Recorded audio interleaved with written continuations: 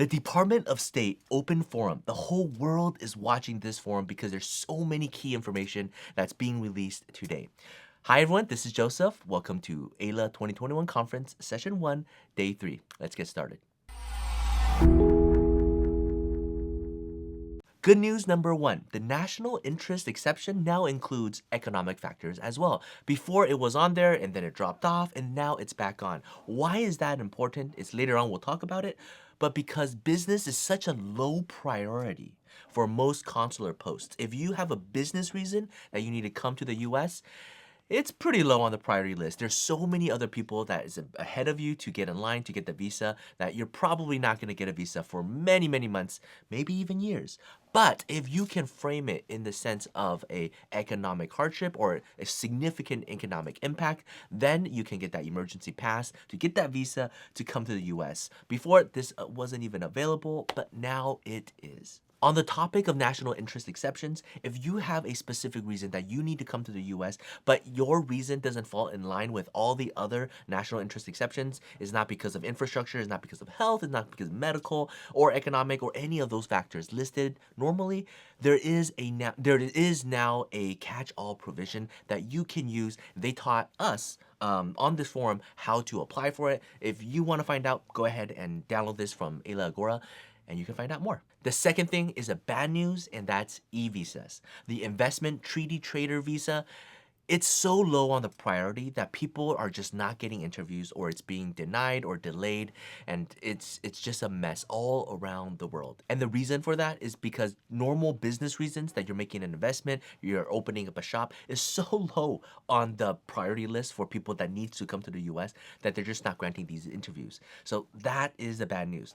Now, sidebar, if you need to renew your e-visa, if your dependents need to renew your visa, other consular posts are open to that. And some consular posts are not allowing third-party nationals, but they make an exception for e-visas. So this is not something that was mentioned, but this is totally true. We've helped tons of clients get their e-visas renewed at the nearby consular posts. So yes, that's a good news. The third thing is Sb1 visas being denied. Now that's a bad news. A lot of the Aila attorneys asked the Department of State, why are all these Sb1 visas being denied? What are the parameters? What are the things that you're looking for? And the Department of State really didn't give a clear answer. They just said, prepare all your documentation. It's up to the section chief's discretionary authority to grant whether or not somebody can return to the US. Now, if you don't know what the Sb1 visa is, basically, if you are a lawful permanent resident and you've been abroad outside of the US for over a year, well, technically your green card has been abandoned. You need to apply for an Sb1 visa to come back, and you need to prove that you did not abandon your green card.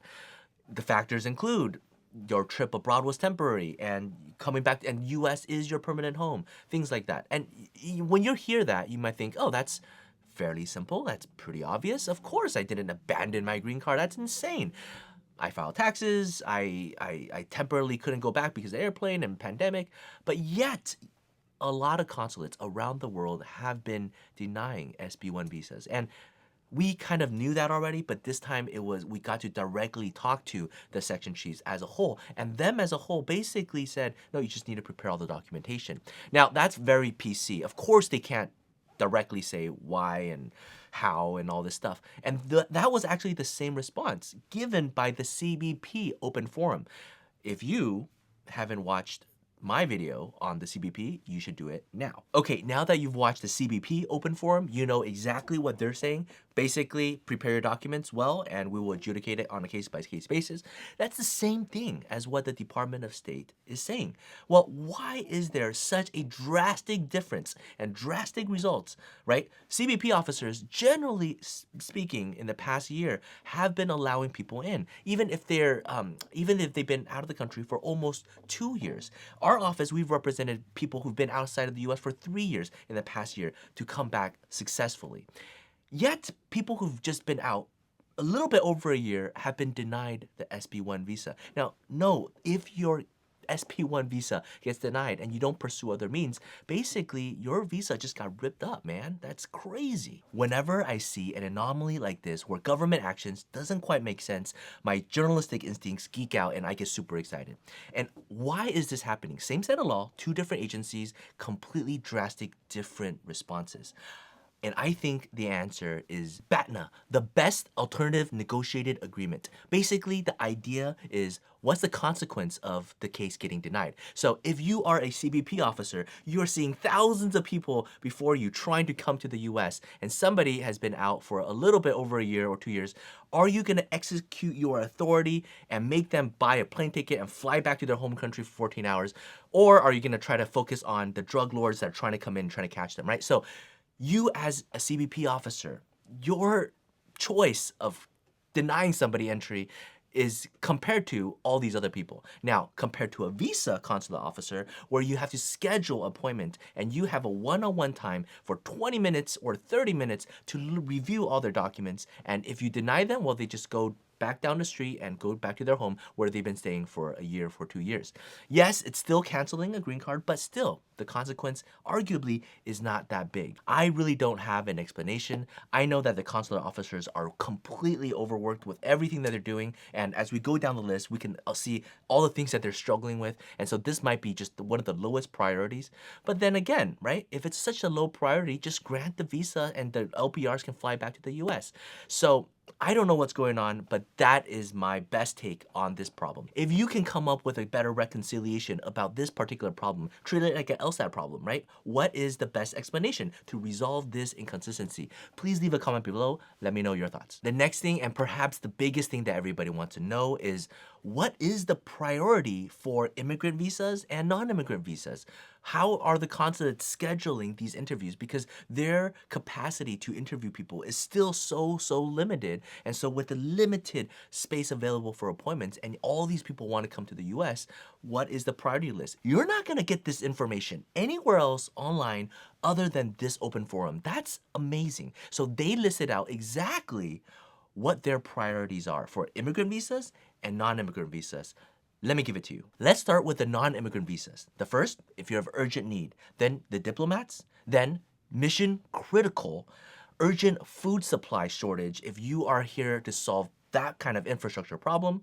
Students, right? So these are the top 5. And then everything else. Business doesn't even make the top 5 list. Isn't that crazy? That's amazing. I love it. Next, let's talk about the immigrant visas, right? The priorities of people getting these appointments, these so scarce appointments so that they can get the visa, come to the US, and finally get their green card.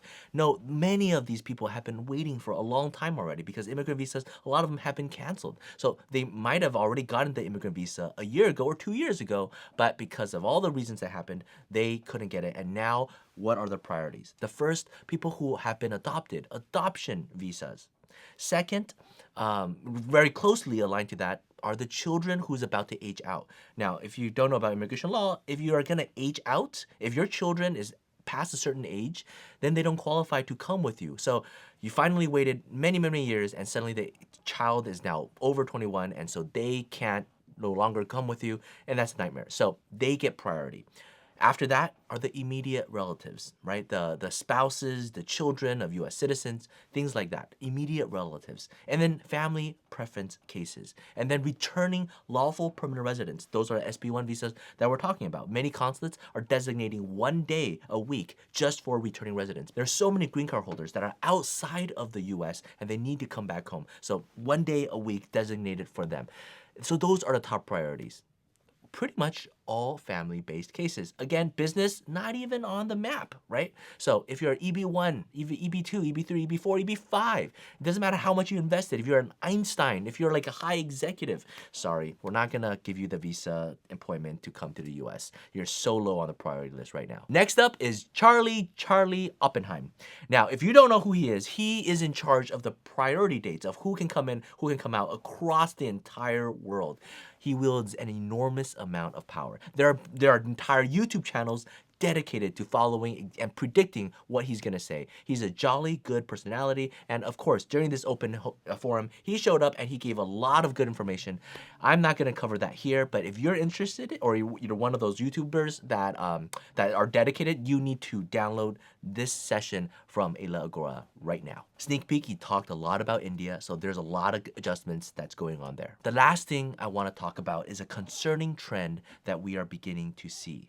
Not at one consulate, not at two, but more than 5 around the world, we are beginning to see consulate officers ask the people who they are interviewing, let me see the engagement letter that you have with your attorney. Show me the retainer between you and your family and your lawyer. How much did you pay? And what are their services? When pressed about this, there's no official reason given on why they are doing this. But that is concerning on a lot of fronts. Because first, attorney and client privilege. As an attorney, you cannot release your client's information to a third party unless there's a court order, there's a warrant, or something. So privilege is completely protected, but that privilege is held by the client. You, as the client, have the authority to take your information and give it to anybody else. And then when you do that, it's released.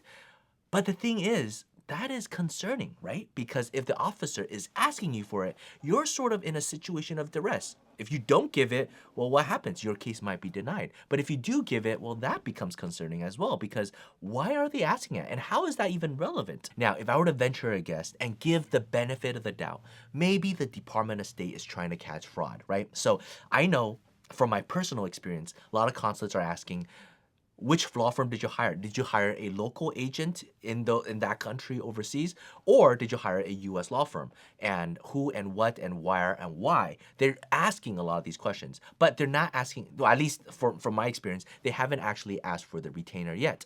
Now, I'm not so concerned about releasing our retainer because it's relatively simple.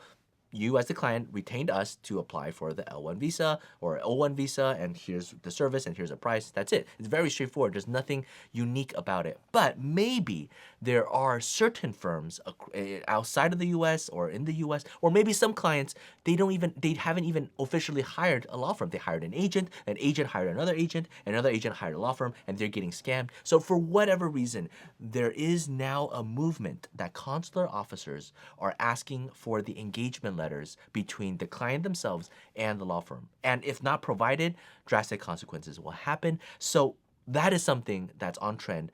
Attorneys, of course, we don't feel comfortable about it. I kind of make sense of it. I don't know why they're doing it. Honestly, from my experience with consular officers, they usually don't want to do more than they have to. So if they're doing it, there must be a really good reason why. So most likely, there's a lot of fraud going on and they're trying to catch that. So if you are an attorney representing a client, be very careful about your engagement, or if you're not providing an engagement, do provide it and make it good, okay? So it's an art, crafting an engagement. We'll probably do a whole nother YouTube series on it. But anyways, that's a trend.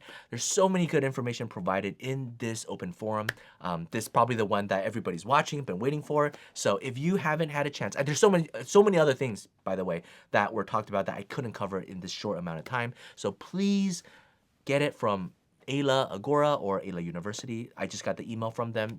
If you subscribe to Aila, their sessions are available all the way through December. And that's it for this video. If you like what you see, please smash that like button, subscribe, and we are on to our next session. Let's go.